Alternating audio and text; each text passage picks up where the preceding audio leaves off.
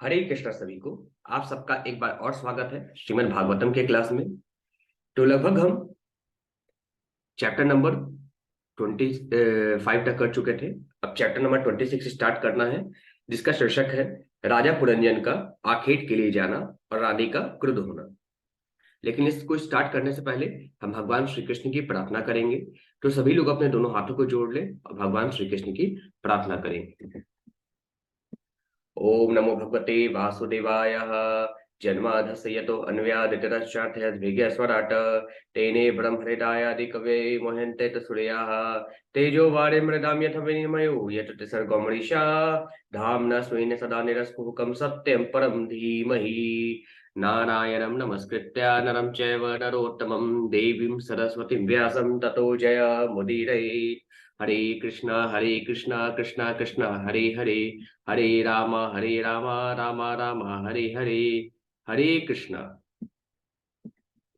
अब chapter number 26, राजा पुरंजन का आखेट के लिए जाना और रानी का क्रुद्ध होना। अब यहाँ पे नारद जी बोलते हैं। नारद उवाच स एकदा महेश्वासो रथम पंचाश्वमासुगम द्विशं द्विच कर्मैकाक्षं त्रिवेणुं पंचबंधुरम एकरसम्येकदं नमेकनिरं द्विकुबरं पंचप्रहरणं सप्तवरुधं पंचविक्रमं है है हेमोपस्कर्मारूढ़ हय स्वर्णवर्मा शैशुधि एकादश चमुनाथ पंचप्रस्थ मगाध्वनम। अब यहाँ पे नारद जी कहते हैं, हे राजन, एक बार राजा पुरंजन ने अपना विशाल धनुष लिया और सोने का कवच धारण करके टर्कस में असंख्य तीर भरकर वह अपने 11 सेनापतियों के साथ अपने रथ पर बैठ गया, जिसे 5 तेज घोड़े खींच रहे थे, और पंचप्रस्थ नामक वन में गया। उसने अपने साथ उस रथ में 2 विस्फोटक तीर ले गया। वह रथ 2 पहियों तथा एक घूमते हुए घोड़े पर स्थित था। रथ पर 3 भुजाएं, एक लगाम, एक सारथी, एक बैठने का स्थान, 2 काठी, 5 आयुध तथा 7 आवरण थे। यह रथ 5 भिन्न भिन्न शैलियों से गति कर रहा था और उसके सामने 5 अवरोध थे। रथ की सारी साज सज्जा सोने की बनी थी।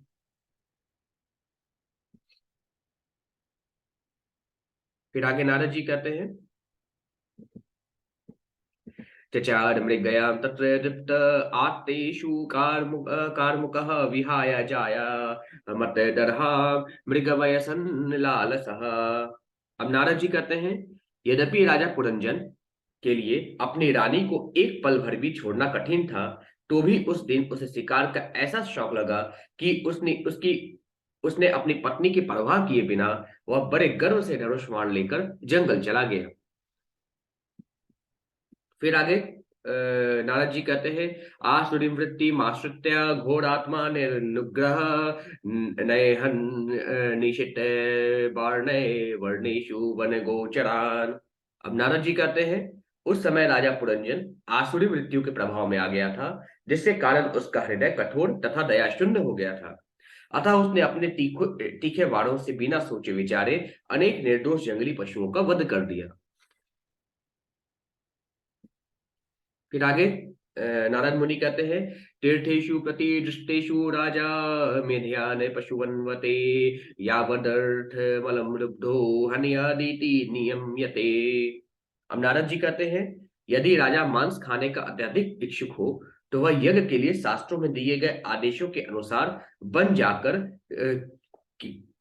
जाकर कुछ केवल वध्य पशुओं का वध करे।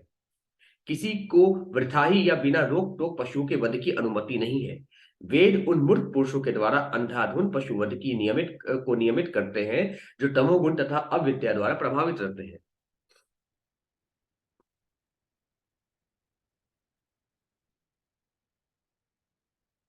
फिर आगे नारद मुनि कहते हैं, यह एवं कर्म नियतम विद्वान पूर्वित मानव कर्मणा तेन राजेंद्र ज्ञानेन न स लिप्यते। अब नारद जी कहते हैं, नारद मुनि ने राजा प्राचीन बहिष्ठ से आगे कहा, हे राजा, जो व्यक्ति शास्त्रोन्मोदित कर्मों का आचरण करता है, वह सकाम कर्मों में लिप्त नहीं होता है। फिर आगे नारद जी कहते हैं, अन्यथा कर्म कुर्वाणो मानारूढ़ो निबध्यते गुण प्रवाह पतितो नष्ट प्रज्ञो व्रजत्यथा। अब नारद जी कहते हैं, अन्यथा जो मनुष्य मनमाना कर्म करता है वह मिथ्या अभिमान के कारण नीचे गिर जाता है और इस तरह प्रकृति के तीनों गुणों में फंस जाता है। इस प्रकार से जीव अपनी वास्तविक बुद्धि से रहित हो जाता है और जन्म मृत्यु के चक्र में सदा सदा के लिए खो जाता है। इस प्रकार वह मल के एक सूक्ष्म जीवाणु से लेकर ब्रह्मलोक में उच्च पद तक ऊपर नीचे आता जाता रहता है। फिर आगे नारद मुनि कहते हैं, तत्र निर्भिन्न गात्राणाम चित्रवाजः श्लीमुखे विप्लवो अभुद्रुः खितानाम दुःसह करुणात्मनाम। अब नारद जी कहते हैं, जब राजा पुरंजन इस प्रकार आखेट करने लगा तो तीक्ष्ण बाणों से भीद कर जंगल में अनेक पशु अत्यधिक पीड़ा से अपना प्राण त्यागने लगे। राजा की इन विनाशकारी निर्दयता पूर्ण कार्यों को देखकर दयालु पुरुष अत्यंत खिन्न हो गए। इस प्रकार के दयालु पुरुष यह सारा वध देखकर सहन नहीं कर सके। फिर आगे नारद जी कहते हैं, शशान वराहान महिषान गव्यान रूरु शल्यकान मेध्यान अनन्याश्च विविधान विनिध्यन अनशम मम मम धयगात। अब नारद जी कहते हैं, इस प्रकार राजा पुरंजन ने अनेक पशुओं का वध किया, जिसमें खरगोश, सुअर, भैंसे, नीलगाय, श्याम हिरण, शाही तथा अन्य शिकारी जानवर शामिल थे। लगातार शिकार करते रहने से राजा अत्यधिक थक गया। फिर आगे नारद जी कहते हैं, तथा शुट्रीत परिश्रांतो निर्वृत्तो गृहमेवान कृतस्नानो चिताहारः संवीश वेश गत कलमः। अब नारद जी कहते हैं, इसके बाद अत्यंत थका मादा भूखा एवं प्यासा राजा अपने राजमहल लौट आया। लौटने के बाद उसने स्नान किया और यथोचित भोजन किया। तब उसने विश्राम किया और इस तरह सारी थकान से मुक्त हो गया। फिर आगे नारद जी कहते हैं, आत्मान मरहयमाम चक्रे रूपाले पस्त्रे गादिभि साधवलंक तसर वारंगो महिष्यामा दधे मनः।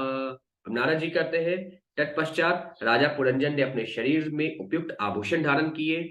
उसने अपने शरीर के ऊपर चंदन का लेप किया और फूलों की माला पहनी। इस प्रकार वह पूर्णतः तरोताजा विश्रांत हो गया। इसके बाद वह अपनी रानी की खोज करने लगा। फिर आगे नारद जी कहते हैं, तृप्तोष्ट सुदृप्तश्च कंदर्पा अकृष्ट मानसः न वैचस्त वरारोहाम गृहिणीम गृहमेधिनीम। अब नारद जी कहते हैं, भोजन कर लेने तथा अपनी भूख और प्यास बुझा लेने के बाद पुरंजन को मन में कुछ प्रफुल्लता हुई। वह उच्चतर चेतना तक न पहुंचकर कामदेव द्वारा मोहित हो गया और उसे अपनी पत्नी को ढूंढने की इच्छा हुई, जिससे जिसने उसे गृहस्थ जीवन में प्रसन्न कर रखा था। फिर आगे नारद जी कहते हैं, अंतः पुर स्त्रियो अप्रक्ष्य द्विमना इव वेदिशत अपि वह कुशलम रामा शेश्वरिणाम यथा पुरा। नारद जी कहते हैं, उस समय राजा पुरंजन कुछ कुछ उत्सुक हुआ और उसने रानी वास की स्त्रियों से पूछा, हे सुंदरियों, तुम सब अपनी स्वामिनी सहित पहले के समान प्रसन्न तो हो? अब नारद जी कहते हैं, न तथा तर्हि रोचन्ते गृहेषु गृह संपदः यदि न स्याद गृहे माता पत्नी वा पति देवता व्यंगे रथ इव प्राज्ञः को नामाश्रित दीनवत। अब नारद जी कहते हैं कि राजा पुरंजन ने कहा, मेरी समझ में नहीं आ रहा है कि मेरे घर का सारा साज सामान पहले की भांति मुझे अच्छा क्यों नहीं लग रहा है। मैं सोचता हूं कि यदि घर में माता अथवा पति परायण पत्नी ना हो तो घर पहियों से विहीन रथ की तरह प्रतीत होता है। ऐसा कौन मूर्ख है जो ऐसे व्यर्थ के रथ पर बैठेगा। फिर आगे राजा पुरंजन कहते हैं, कब वर्तते सा ललना मज्जन्तं वैशनार्णवे या मामुढ़ रते प्रज्ञाम दीपयंती पदे पदे। हम नारद जी कहते हैं, कृपया मुझे उस सुंदरी का पता बताओ जो मुझे सदैव संकट के समुद्र में डूबने से उबारती है। वो मुझे पग पग पर सद्बुद्धि प्रदान करके बचाती है। फिर आगे रामा ऊचुः अब जितने भी स्त्री थी सभी ने कहा, नरनाथ न जानी मस्त्व अति प्रिया यदवयस्यति भूतले निर्वस्तारे शयानाम पश्य शत्रुघ्ना।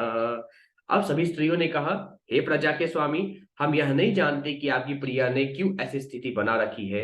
हे शत्रु के संहारक, कृपया देखे, वे बिना बिस्तर के जमीन पर लेटी हुई है। हम नहीं समझ पा रही हैं कि वे ऐसा क्यों कर रही है।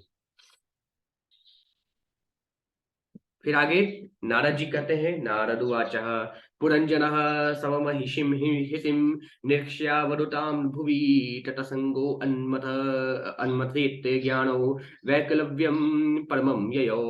अब नारद जी कहते हैं, हे राजा प्रचिन वही, जैसे ही राजा पुरंजन ने अपनी रानी को अवधूत की भांति पृथ्वी पर लेटे देखा, वह तुरंत मोहग्रस्त हो गया। फिर आगे नारद जी कहते हैं, सांत्वयन्य सलक्षणया वाचा हृदय विदूयता प्रेयसया स्नेह संरंभ लिंगमात्मनि नाभ्यगात। नारद जी कहते हैं, दुखित हृदय से राजा अपनी पति पत्नी से अत्यंत मीठे शब्द कहने लगा। यद्यपि वह दुखी था और उसे प्रसन्न करने का प्रयास कर रहा था, किंतु उसने अपनी प्राण प्रिय पत्नी के हृदय में क्रोध का एक भी लक्षण नहीं देखा। फिर आगे नारद जी कहते हैं, अनुन्य ये अथ सन कैरवीरो अनुन्य कोविद पस्पर्श पादयुगलमाह चोट संग लालिताम।